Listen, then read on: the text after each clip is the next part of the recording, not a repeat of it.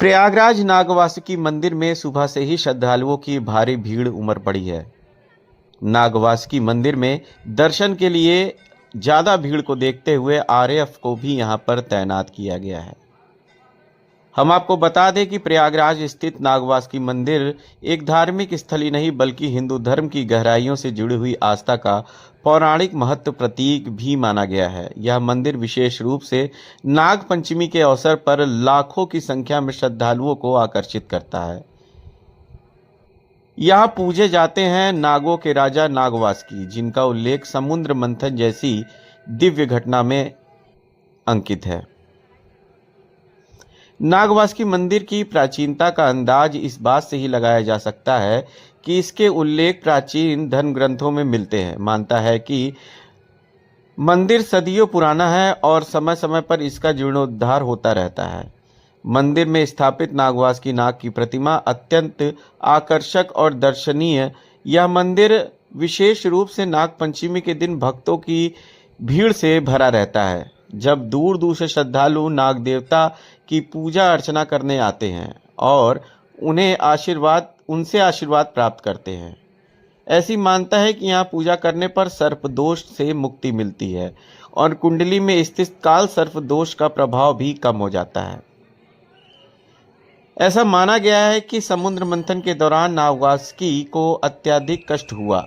समुद्र मंथन के बाद भगवान विष्णु के कहने पर नागवासुकी प्रयागराज में विश्राम करने आए, जहां पवित्र त्रिवेणी संगम के जल से उन्होंने अपनी चोटों को ठीक किया।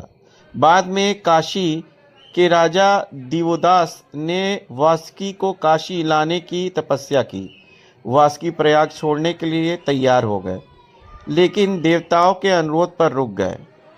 उन्होंने दो शर्तें रखी। पहला, भक्तों को संगम में स्नान करने के बाद उनका दर्शन करना होगा, और दूसरा, पूजा नाग पंचमी पर विशेष रूप से होनी चाहिए। इसके बाद संगम के पवित्र उत्तर और पश्चिम तट पर मंदिर की स्थापना भी की गई है।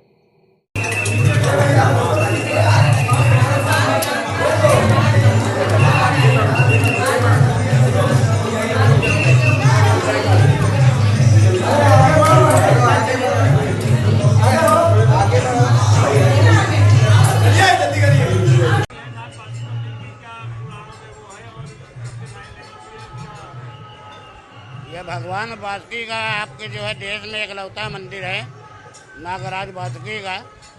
वही नागराज वासुकी जी को डोर बनाकर सागर मंथन किया गया था।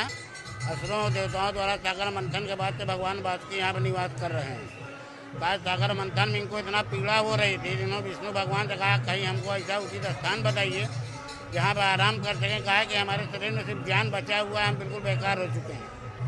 तो विष्णु भगवान ने इनको कहा कि तीर्थों के राजा यहाँ प्रयागराज हैं, यहीं पर आप निवास करिए।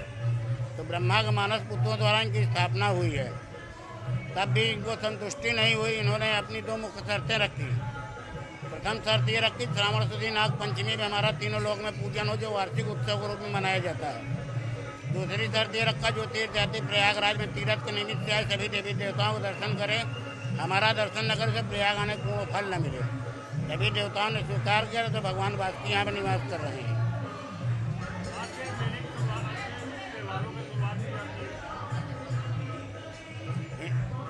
हिंदू और सनातन का जो है ये पहला पर्व है, ये नाग पंचमी का। नाग पंचमी के पर्व से जो है हिंदुओं का सभी पर्व त्यौहार शुरू हो जाते हैं। तो ये हर्षोल्लास के साथ वार्षिक उत्सव पर्व भगवान वासुकी का मनाया जाता है।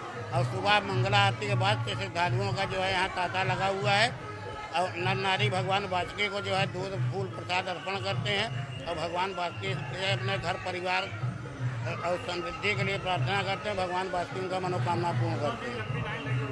जी, पंडित श्याम दत्त त्रिपाठी, पुजारी एवं प्रबंधक, नाग वासुकी मंदिर, प्रयागराज।